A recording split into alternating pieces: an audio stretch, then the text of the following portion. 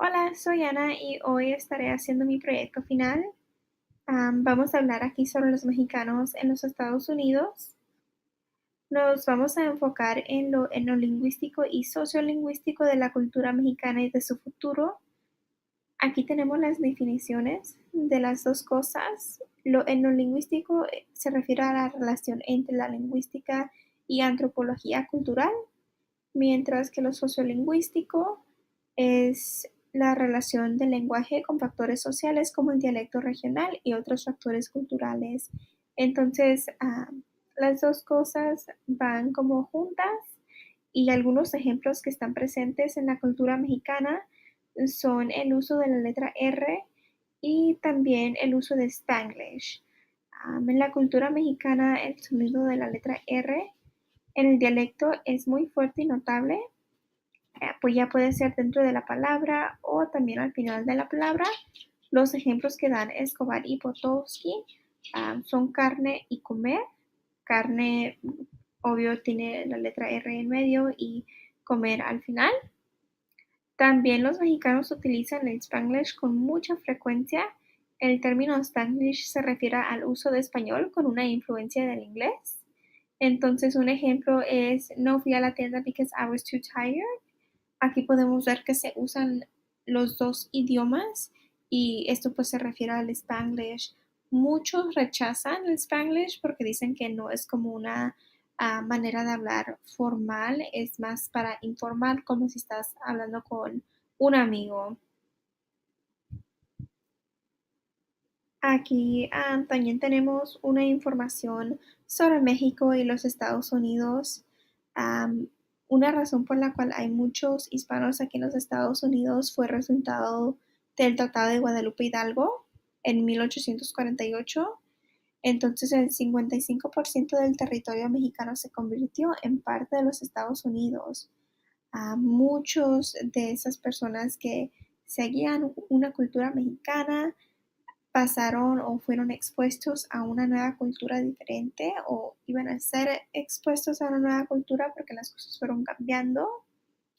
Y ya más reciente o en tiempos más recientes, según un análisis de la Oficina del Censo, en el 2014 había un total de 33.7 millones de hispanos de origen mexicano. De ellos, 11.4 millones nacieron en México y los otros 22.3 millones nacieron en los Estados Unidos.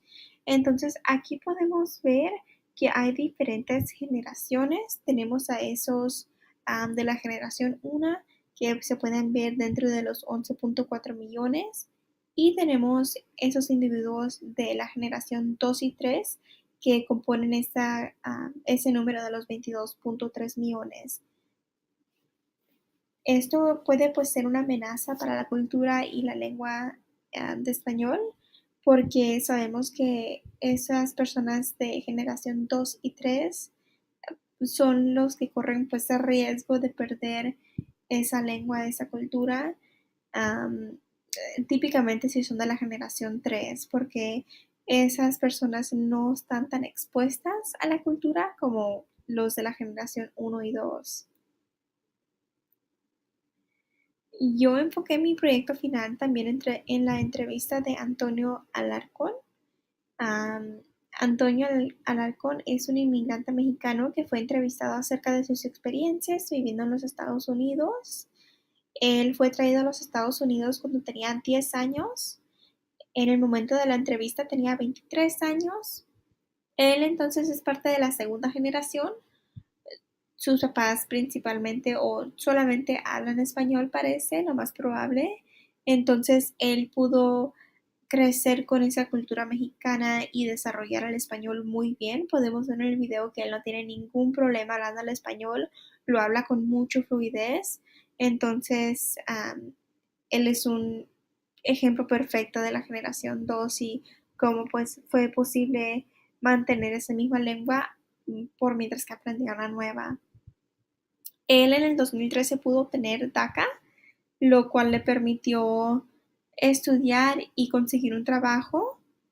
Él explica en el video o en la entrevista lo difícil que es estar lejos de su familia, pero su meta o la razón por la cual está aquí en los Estados Unidos es para triunfar y poder salir adelante. Entonces, yo, o con eso, aquí movemos a la segunda parte o a la siguiente parte. Con eso podemos ver que el futuro de los mexicanos en los Estados Unidos es prometedor o positivo en la situación etnolingüística y sociolingüística. Podemos ver que el número de mexicanos en los Estados Unidos está creciendo. Entonces, esto da una importancia y enseña que se necesita la lengua de español y tenemos que pues entender la cultura porque hay tanta gente que está en los Estados Unidos de esa cultura que tenemos que enfocarnos en ella también para mantener la cultura y evitar el desplazamiento de la lengua. Tenemos que educar a los demás sobre esta cultura y sobre la lengua para dejarles saber lo importante que es saber pues el español en los Estados Unidos, especialmente hoy en día. Bueno, eso es todo. Aquí están mis referencias y muchas gracias por su atención.